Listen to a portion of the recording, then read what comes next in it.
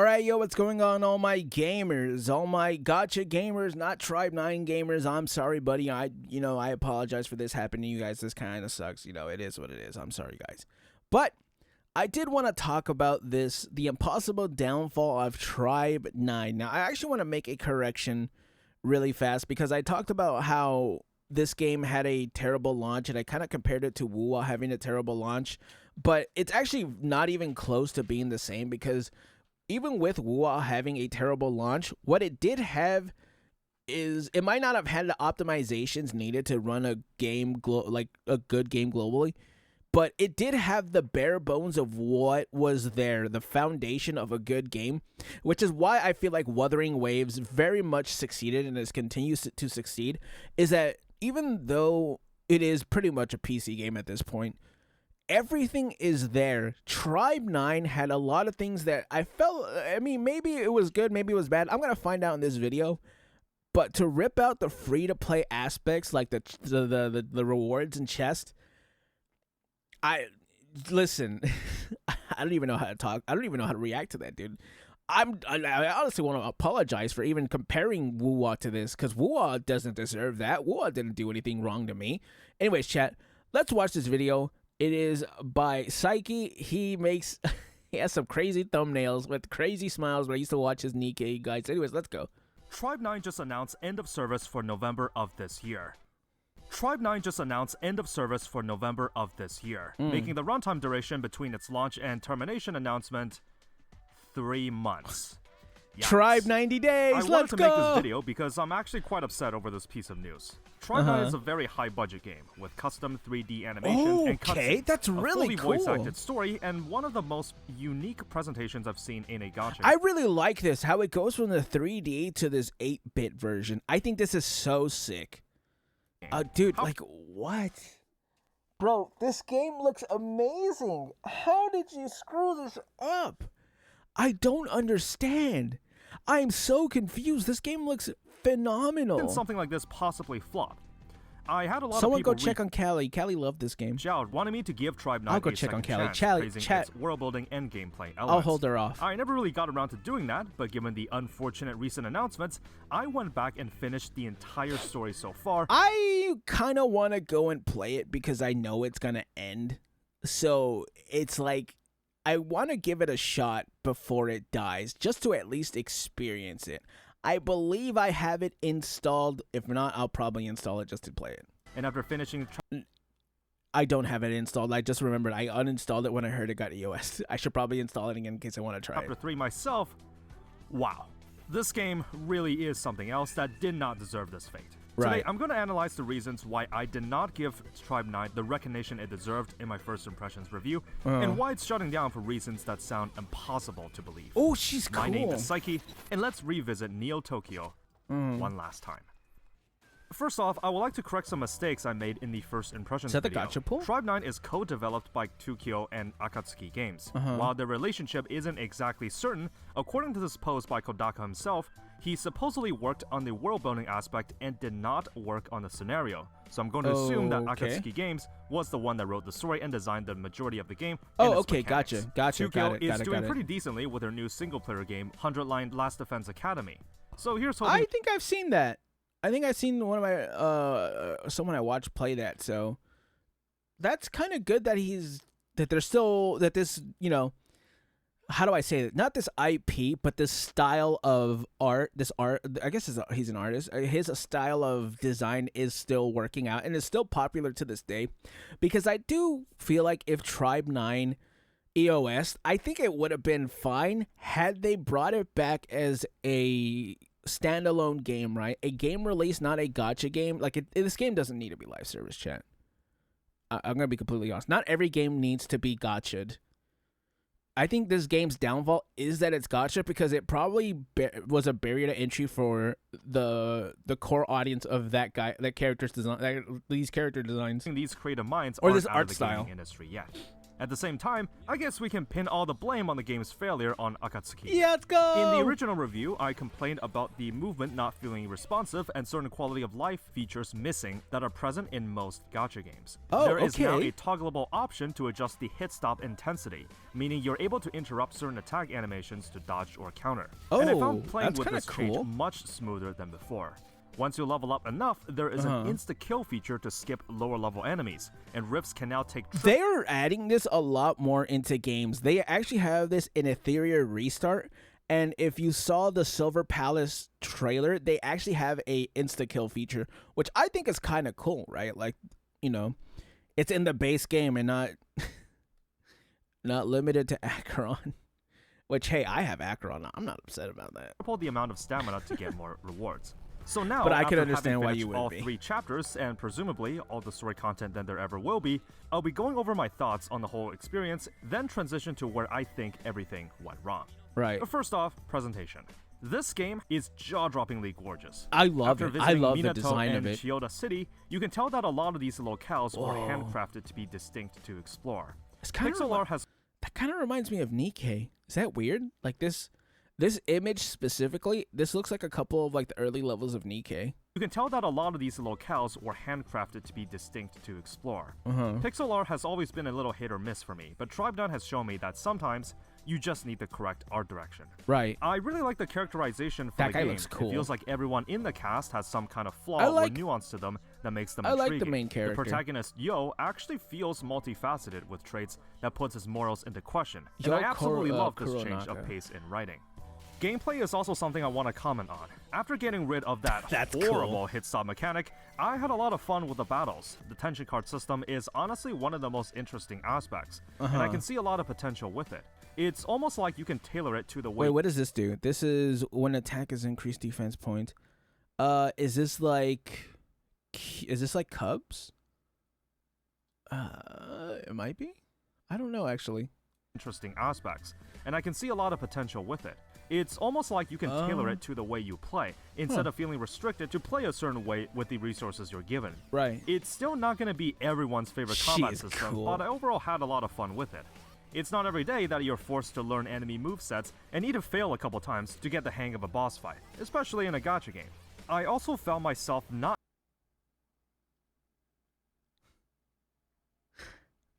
Well, needing to grind for a lot of materials to level up my characters. let's say pre 2004, 3? Yeah, pre 2004, and then yeah, you would be right. You can actually just defeat some tough bosses without needing to come 2024, back sorry, daily not for more 2004. stamina. Granted, there are gachas out there that let you do this, but this was something I appreciated. You're also not soft-gated by progression. There's that whole sticker thing that you have to unlock level caps and certain areas of the map.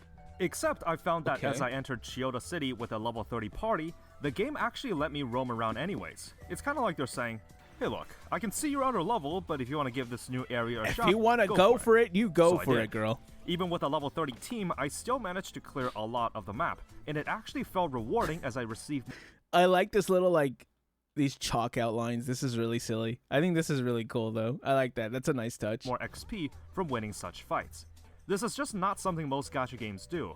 A lot of them have artificial level requirements or secretly adjust your power level to make sure you Requires don't account progress level too 20. fast. Yet here we are where you're actually rewarded for playing well. You can also clear the story and most challenged content with just the characters and tension cards given to you. The stamina I kind of noticed. I think the only game where you can kind of go ahead and go and fight other things is probably like Genshin and Wuwa, because those are open world games, you know, where you can kind of play it better to go to higher level areas.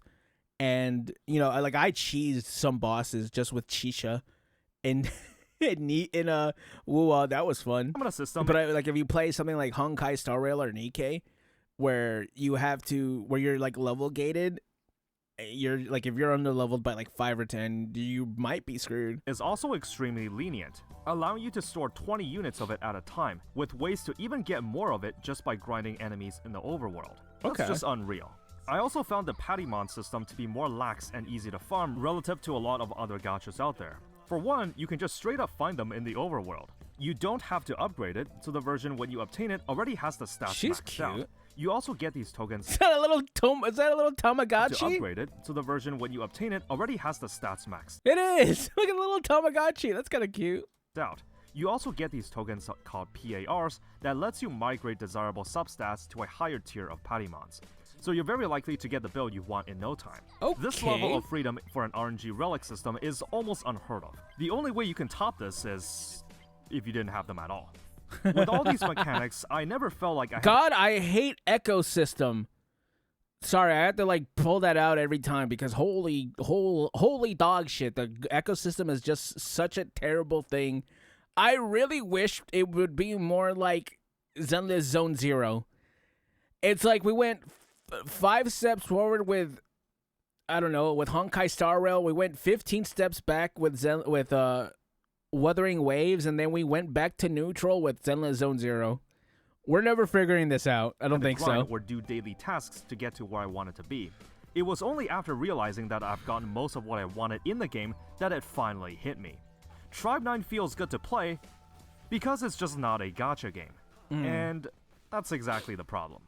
After I finished Chapter 3, I sat back while looking at my characters standing in the middle of Chiyoda City's streets, and I thought to myself, damn, that was a pretty good game. So, what now? Tribe 9 is a bit of a hot topic right now given its sudden EOS announcement. There's a lot of people theorizing on why the game ended the way it did. That's a really cool but animation. First, let me just ask a question. Did you actually play the game? I did Let me not. just say this from someone that has actually fully completed the game that, in my opinion, most of these points being made by creators and posts online are slightly mischaracterizing the game for what it truly is. You cannot tell me that this highly stylized pixel art style didn't stand out among gacha games. It is genuinely... This is like a one-of-a-kind design. I think so. Like, you know, when you look at these gacha games, a lot of them... Which is why I really like... I'm trying to think of which one... Probably like Anata, NTE, more streetwear, modern day kind of games. But I do like, don't get me wrong, I like Wuthering Waves because it looks like a mix of both, kind of like fantasy mixed with modern day designs. But, you know, when you go to like, I guess HSR and Genshin, they do have a certain design where it feels like I kind of get a little fatigued a bit with the fantasy setting, right? And that's why I really love Zenless Zone Zero.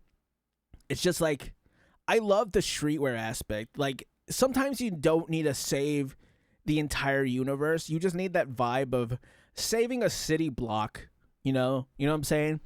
Like, when there's like if it's in the climax, I love it as well because, you know, I love my Abi story and the ending of 1.4. But when you get to this whole everything is on the line, you're gonna have to try to save the universe. Can I just put it on hold? Can someone else do it, bro? You know what I'm saying? So that's why I really like a lot of these more modern designs. I like them, and this one is a one of a kind design. I don't see this. I don't see this outside of this creator's or out of that artist's designs. Like I don't see this anywhere else. You could see like similarities when it comes to all the other gacha games. This one I don't see any similarities at all to anything. You can't tell me that the but his own overwhelming other amount games. of generosity, the easy to farm materials and relics are commonplace in the gacha market. Without the Yeah, combat that's system cool. with attention cards didn't have a lot of potential. I think Tribe 9 absolutely stood a chance at stabilizing if it played its cards right. Of course, it's not that I fully disagree with many of said theories, and I'm not going to defend Akatsuki Games here. The development team has clearly done something wrong to warrant being in a position like this. I think there's a multitude of reasons why Tribe 9 had to announce its termination, but I'll pin them on 2 major factors. Right. Poor management of player retention and general inexperience in the gacha market. Okay. Before I get started talking about them, I just want to preface by saying that I am not a game designer, I like that and this ninja next guy. portion is based on my own speculation and theories. Recently, I read some articles talking about user retention in online businesses. The same logic applies to gaming too. There's typically 3 industry benchmarks for this: D1, D7, and D30 retention. These effectively just that like translate D&D to stuff? Day 1, Day 7, and Day 30. Oh, probably not. Never It mind. basically measures the percentage of players or users after playing the game for 1 day, a week, or 30 days. These metrics are vitally important since, according to this article by Harvard Business Review, increasing customer retention rates by even 5% can increase profits by 25% to 95%. Damn! What I'm trying to get at here is that Tribe 9, at least at launch, did not do very well in this regard. First off, there was a huge lack of marketing for the game, so they couldn't get as many people on board. If we compare this to a newer gacha game releasing soon like Etheria Restart, they're doing everything they can, from sponsoring online creators, news posts, devlogs, and so on. I think the only, because I heard of Tribe 9 before everybody else was talking, not before everyone was talking about it, I don't want to be like, oh, I was the first one on it, but I did get news of Tribe 9 outside, but because I brain rot on TikTok, there's a lot of gacha ads on there. I knew about Tribe 9 because I was like, this game kind of looks like, it looks like Danganronpa. I wonder if it's the same artist. And then I checked it out, and sure enough, it was. So I knew, I don't know how much marketing they did outside, but I know that they did some marketing, right? And I think there's no end game from what I've heard, right? You kind of need an end game. You need a repeatable end game. That's what needs to be in this game. And there was that whole debacle at launch, where a lot of the rewards were nerfed compared to the open beta, and the gacha rates were stingy as hell. Oh no. Bro, you can't, if you want to be stingy, sure, at least have chest get rewards. Like, if you're going to be as, the level from stingy to rewards has to be, there's a level of how stingy you could be compared to how generous you are, right? Usually you want to keep these balanced, but this is like, oh my goodness. The game opened to a mixed rating on Steam, and it was clear that a lot of players weren't happy, immediately dropping off player retention on day one. Of course, I wouldn't pin all of the player decline based on the launch alone, as a lot of the improvements were added later, but it absolutely did some damage. Another point I want to talk about that some people might disagree with is that the game was simply too hard for a gacha game. While the game itself was advertised as a brutal action RPG with elements of gameplay that rewarded skill play and punished mistakes, if you look at the Steam achievements for the Shark boss in Chapter 1, only 20% of players beat it. Hardcore fans rejoice on how there's actually now a difficult gacha game where it's all skill, where the game doesn't hold your hand. And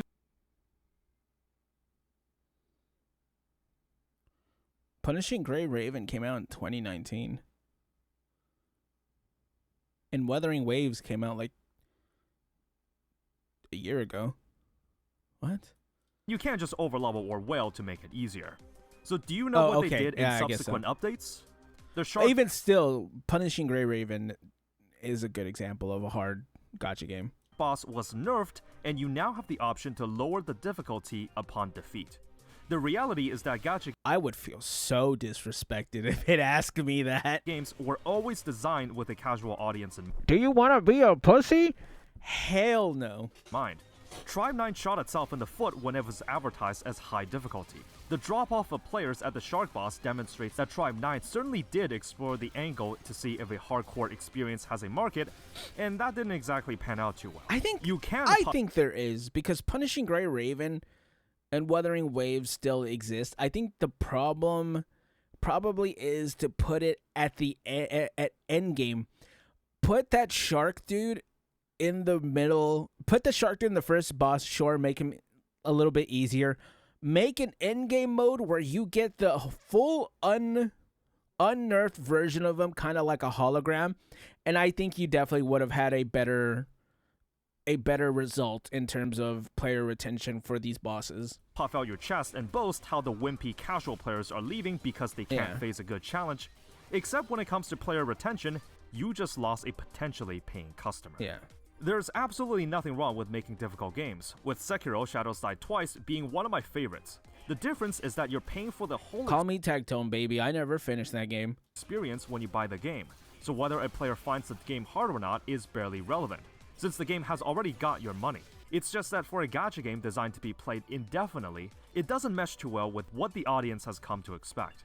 That also doesn't mean that a hardcore gacha audience doesn't exist, it's just that if you try to take an idea that's not quite proven to succeed, you're taking a creative risk. So the audience size to support this model may not be big enough to sustain itself. Looking at long-term player experience, Tribe 9 falls short here as well. Given that I think so. One last point to what he was talking about when it comes to the player retention of the hardcore bosses, I think because you put it in the wrong player base's hands, right? You go like I myself have never 30'd for 30 the Tower of Adversity, and I play all the Souls-like games, right? Like I love hard games. I love them. They're really really cool. I love, you know, Dark Souls, and I play Dark Souls like games like that. Those are really fun. But the problem is that you essentially got a Dark Souls boss and you put it in, and this is not, I don't want to, you know, this is just this is just to be funny. You got a Dark Souls boss and you put it in Hello Kitty Adventure, right? That's not your player base. If you want to have a hardcore endgame, I think that's a lot better, because then you can build up a player base of casuals that you can pander to, and then those people, if they so choose to be a hardcore player later, those are the like that's for the end game, you know, that's for the boys, that's where they hang out. I just think putting it in the story, like having it gatekeep you, I don't think, like, this isn't Elden Ring, you're not fighting Margot, you don't want to skill check the player that early. That you can literally just go from beginning to end of the storyline with barely if any grinding at all, where pulls are given out like free candy, where the relic system is ridiculously generous, and how you're not time gated by any way to progress. There's just not enough content after you finish everything. Right. There's Fractal Vice for late game fights, and XP for ranked PvP, except that's pretty much it. PvP it doesn't help that game? the first major update took 2 months to release. The industry standard 2 months? Bro, everyone's gone. What the hell? these days is 40 days or 6 weeks for patch cycles, Shout out with to many PGR. events and mini-games to keep players I love this game mode so much. occupied. I'm not It's expecting a so new city every silly. 2 months, The but you gotta keep things mini-sim. fresh by making more frequent events. There's just not enough reason for people to stick around for the long term, which also puts I a like dent that girl. in the She's kinda D30 silly. retention metric. That girl's just As a you little play silly more brain. gacha games, you've likely noticed a lot of trends and similarities in What its game is mechanics, usually made to inconvenience or annoy you in some way. For example, Oh, all the in-game challenge stages are just Genshin. difficult enough to beat as a free-to-play, but can be breezed through by a whale, or how certain levels in events are time-gated so that only one level unlocks per Punishing day, Grey Raven. or how there's always some kind of RNG Wuthering involved Waves. with rolling relic substat that you can't always seem to get the ones God, I fix the ecosystem. Holy brother, this game sucks. Oh my God, I hate the want, or how ecosystem the stamina so system much. is gating you from making progress on your count. I'm one to believe that every design choice in a video not game Brown is Dust. there What is for a it? reason. Snowbreak If you take a Containment. look at the gachas, DK. even the newer ones that reach some degree of success, they understand how these systems can boost their player retention and revenue of the game. I haven't even done my So we'll start with the armor gacha in system Nikkei. itself. I'm not gonna lie. To put it simply, Tribe 9 is way too generous for its own good. So much so that there's not even enough Evidently reason to not. I'm not gonna lie. You know, those chests. I don't know about all that. fail. The problem in Tribe 9 is that there's no competitive content that encourages you to stay or spend money on, since you can literally just clear all content with the free characters. As sad it is to admit it, maybe being too generous or free-to-play friendly can actually be a detriment to the game. There's plenty of ways to be generous and still have a sustainable can budget. fix her, chat. We'll take a look at a game I've been playing religiously the past couple months. Punishing Grey Raven. Ooh. Also being an action brawler RPG, in this game, if you were a free-to-play, you could actually save enough to guarantee every new S-rank Star Rail. character I love Star when they Rail. come She's so out. silly. This is due to how the content patches are laid out, since every new S-rank is separated by either the release of a free or A-rank character between patches. Even free-to-plays can save enough to secure one copy of every shiny new SSR. There's multiple ways to make a character stronger. It also helps that the pity is like 60, and you get at least like 20 pulls a week. By pulling dupes to unlock powerful passives, pulling their Oh, 6-star Star Rail. signature weapon, or pulling their cub, but that's more Oh. optional. Being a free-to-play, if you participated in late-game challenge content regularly, Oh, is that you Wanshi? could still have a good shot at making it on I the have no idea how to leaderboards, use Wanshi. as well as buying the currency needed to upgrade an S rank to the next limit break level. If you're a spender, there's still ample opportunities to show off the power you wailed for, but also Or the keeping skins, free-to-play because happy, holy dog shit, the skins are so expensive in this game. But honestly, it's kind of worth, I'm not gonna lie. as they're able to get a slice of the pie as well. And I think most PGR players Ishmael. will agree that the game is very generous. The Battle Pass mother. just straight up gives you a bunch of skins for free. Not just one, 3 of them.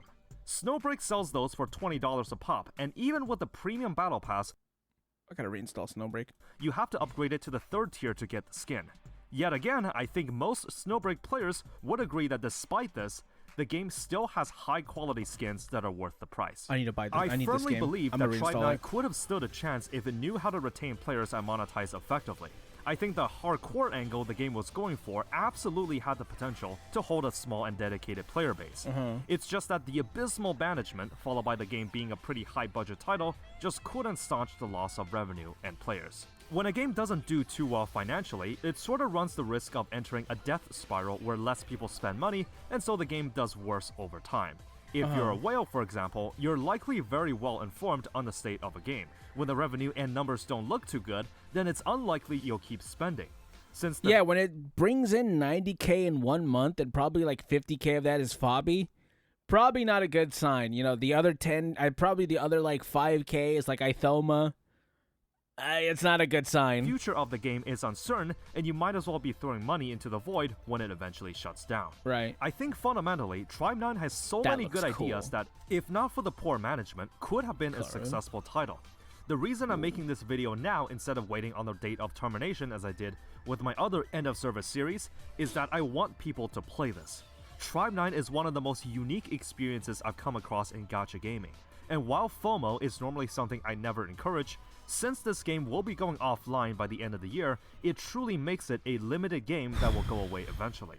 You don't need to spend a penny on this game. Well, it's not like you can anyways. Play this game right now. What Tribe 9 has to offer, even now, feels amazing for a single-player title, and I can guarantee you it's something you'll enjoy until the end. If anything, I think the case of Tribe 9 has taught us that sometimes, when you groan about grinding for RNG relics for 2 weeks in a row, how losing the 50-50 rate up lost you the chance to get the character you want, how clearing the endgame challenge seems just out of reach for a free-to-play, or how events and rewards are Boy, oh boy, do I know that feeling. It's called Honkai Star Rail. Go ahead. time-limited and force you to come back every day, maybe, just maybe, these systems are in there for a reason. Sometimes, being too generous can actually be detrimental, in that the mobile industry is as cutthroat as ever, and that good intentions don't always lead to good results. When I compare my Right. experience of playing Tribe 9 to the end This of game just service doesn't have pulse, an end game. all bro. I see What is is the end game mountains for this of lost game? potential. What a damn waste. Right. Enjoy the rest of the 6 months this game has, because I certainly have never seen anything like it. I will restate what I said in the conclusion of my original review, as I don't think it's aged one bit. Great game, probably shouldn't have been a gacha. Goodbye Tribe 9, you always hold a special place in my memory. Thank you for tuning into the review. If you want to catch more highly specific gacha content, you know what to do. Thank you for watching. As always, have fun out there. That was a great video because I didn't really know. Also, subscribe to Pseychie. I'm going to link this video in the description. I haven't really looked into this game past this video, right? Like, the most that I've looked besides this is watching Callie play it a bit. But I think that this game needs to come back as a single-player game. Chat, I don't know what possessed them to try to make a gacha game and then make it a regular game. Right? Like, this game should not be a gacha game in any way, shape, or form. They didn't really adhere to the standard practices of the gacha industry. So that's just going to make them fail in the long run, right? You know, when you're not really... Like, when you screw over your players when it comes to the chess not giving rewards, I think that's fine for a standard offline, not live service gacha game, right? So if they had done that where there's no real gacha pulls in a game that's not a gacha game, who's really going to be mad about that? But maybe I'll try it, right? Like, we'll probably take a few days just to try it, just to give it a shot, right? I feel like it deserves at least that. But I don't know, man. No one even know. Can anyone even name me an end game mode for this? I feel like I haven't seen one. So if you're not going to have content for 2 months, people are just going to leave. I think I kind of knew that this was going to happen because at one point I looked at the player numbers and it was only 900 players left, which if it was, I need to subscribe to him. When it comes to a non-gacha game, that's totally fine. Single player games fall off after like a week or so. That's totally cool. That's just how single players go. The game didn't die. You just finished the game. But when it comes to a live service game, if you lose 90% of your players after the first week, you're going to EOS, which that's why this game is going to EOS. If it came back as a single standalone game, I would play it. 100%. 100%. This game is gorgeous. The combat sounds like it's really cool. They could probably take off a lot of the limiters and restrictions of a gacha game, and I feel like it would thrive, chat. Anyways, that's all I wanted to say. I kind of want to react to a lot more videos because, we got to slop out content. Anyways, chat, comment, like, subscribe, and I will catch you gamers in the next one. Bye.